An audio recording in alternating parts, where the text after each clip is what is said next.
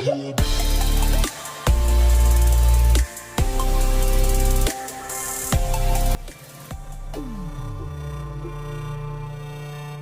knew what was happening inside of me, but I still had to line it up with Scripture because I've been a student of the Bible for now 25 years.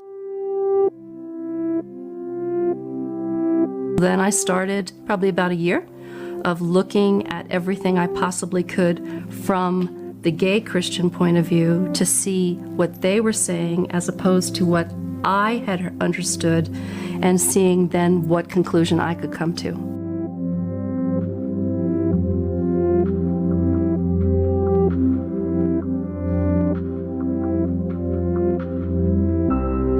When God wanted to pick a partner for Adam, if you can't read into it what is not there. He said he was going to pick a partner for Adam. He didn't say a partner for all men. And when he looked for the appropriate partner for Adam, he found Eve. Now, obviously, he could not start population of the earth with a gay couple, but he didn't say that all men should have a woman. He said he picked for Adam. The homosexual acts that ended up before the city was destroyed when the angels came, they were acts of violence and rape. They were not committed same-sex relationship. And I've got to say this right in here too.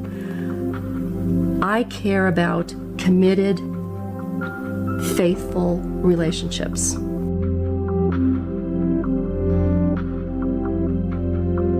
This word perversion is this word toiva, which is an idolatrous practice. And again, that is, do not use sex in temple cultic practices. That is an abomination to me.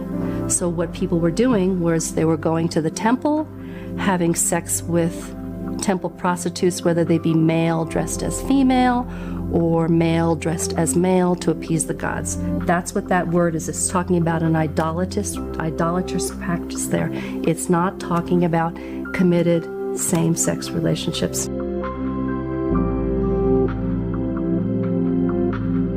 It's the same thing in Deuteronomy 23. Again, you have to read in context who's being spoken to, the original language. It's the same thing. It's idolatrous sex in temple worship. Same topic there.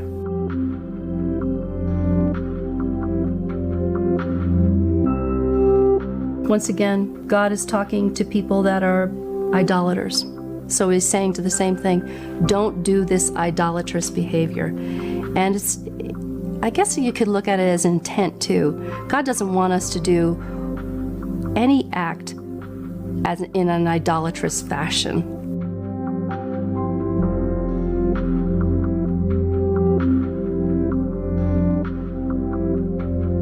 Until about the 1950s, all these words where they said the effeminate, the soft, the perverts, the male prostitutes, all those different words, somehow in the 50s, all became homosexual.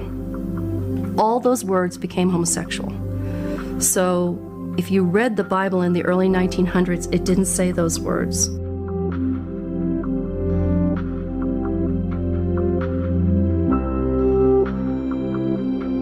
There's two words that are very prominent, malakoi and arsenokoitoi, and both of those words have been translated as homosexual.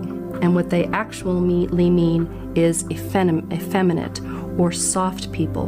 They do not mean homosexual. People will also say Jesus never said anything about homosexuality. Well, actually, Jesus was confronted with same-sex relationship in the Bible.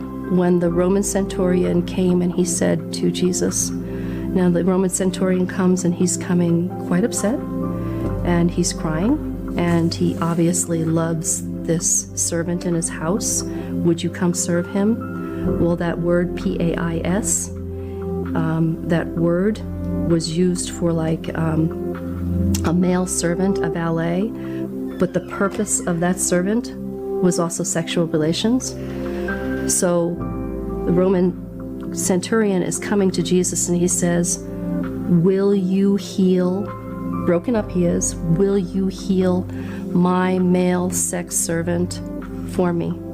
And Jesus does not say to him, well, when you go home and you clean up that sexual relationships and the two of you come back as straight, then I will deal with you. Jesus says, go home, he's healed.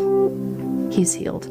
So Jesus was confronted with someone with a same-sex relationship in the New Testament, and he didn't demand this pray the gay away thing. I mean, that's just an overview, but I do care about the Bible. I do care very much about the Bible.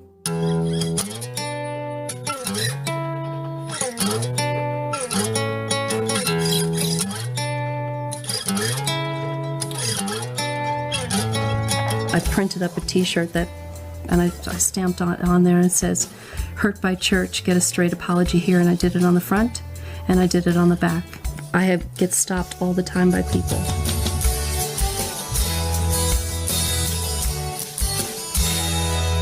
One night, there was an older gentleman in a restaurant that I was in, and he was an older, I can use the terms, he was like an older queen, an older man, and he and his partner were into the leather wear, and he said, "Could you sit down for a minute?" And he said to me, and he was probably in his very late 70s, and he said to me, "Do you mean that? Do you mean what that shirt says?" And I said, "Yeah, I mean it." And he said, "Would you please just say you're sorry?" So I said, "What happened?" And he said, "I was kicked out of churches when I was very young," and he said, "and I loved God, and I completely lost all that." And he said, "I've been waiting for almost 60 years for someone to just say they were sorry, that God never meant that." And he said, "Would you just say you're sorry?" I have hundreds of those stories. Everything from 16-year-old kids to 80-year-old adults.